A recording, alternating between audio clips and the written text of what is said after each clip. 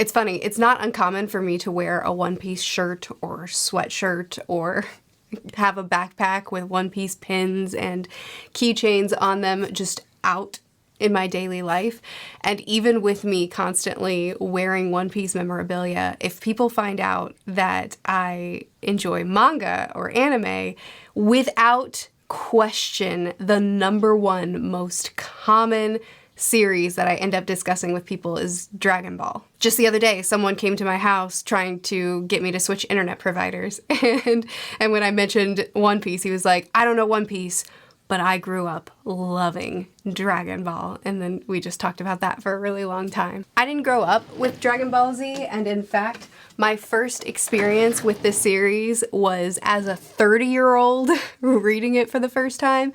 And because of that, I felt like I shouldn't make a video on it and just let other people who have grown up with the series and who it's been an essential piece of their childhood, let them talk, and I'll stay in my lane. But as I was preparing my next One Piece video, it just kind of felt wrong, to be honest with you. It felt weird to just move on and to not pay tribute to Toriyama, especially because as a 30-year-old new reader, I still put Dragon Ball in S tier when I was ranking all of the series that I've read, because all the manga series that I've read, because it's truly, honestly, such an incredible, incredible story. So anyway, I wanted to take just a little bit of time to pay tribute to Toriyama by talking about one of my favorite themes in Dragon Ball, and that's acceptance. Goku was a weird, isolated kid that in every way did not fit into societal norms. He was rough around the edges, he was odd, but he was honest about who he was. He viewed the world through a true sense of wonder, and in every obstacle he faced, he was determined to give his all. Through his life, he pushed himself to be the best he could possibly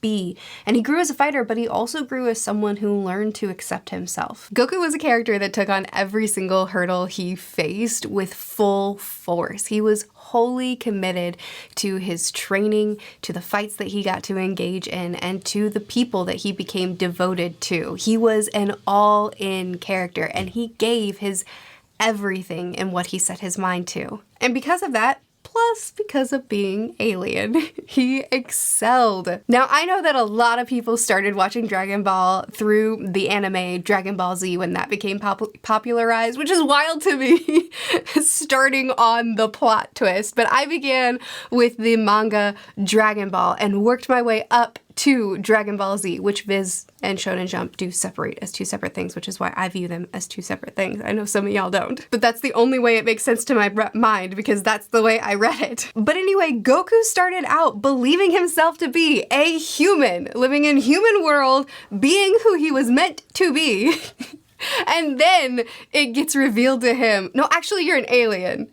Also, all this time, you were supposed to be the destruction of this earth. That was your purpose, and by a mistake, you didn't fulfill that. So in one fell swoop, Goku learning who I always thought I was isn't true. The reason I don't naturally fit in is because I don't. And I come from a race that is being displayed to me right now by my brother as something vengeful, heartless, and it was my path. It was my task, my future designated to me to harm and destroy the very people that I've found a sense of belonging in. As a kid and as a young adult, Goku found family, that found a group of people that understood his values, that understood what he believed in, and that came together as a family, as people that accepted each other and belonged. And Goku himself is such a kind-hearted person, trusting in others to grow and change as well, like in Piccolo Jr., who he could have easily just destroyed, but he let him go because he saw something, he sensed something different in him. And Vegeta, who wouldn't have even gotten his incredible character arc if not for the time spent with Goku. Though Goku's instinct is an inclination for the thrill of the fight. He learns how to pacify his enemies, but let them live. And he doesn't believe in impulsively and cruelly taking people's lives because they're smaller or weaker than you. He believes in redemption over retribution. He wants the fight. He wants to push himself to become the strongest and best he can be, but he doesn't want the senseless harm that comes with it, according to the Saiyans. And Goku is a flawed character. He makes a lot of mistakes. He does a lot of things that he shouldn't do.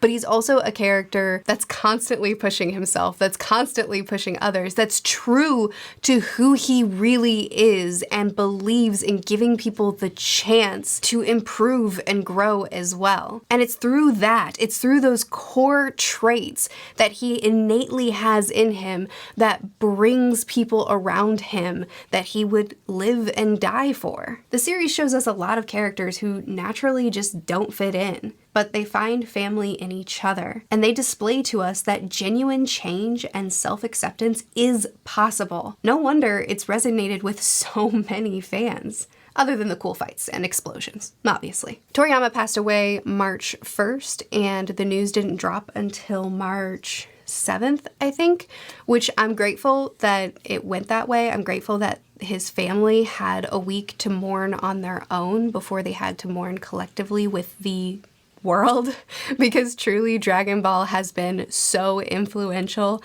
not just in the manga community, but it kind of popularized anime as I understand it.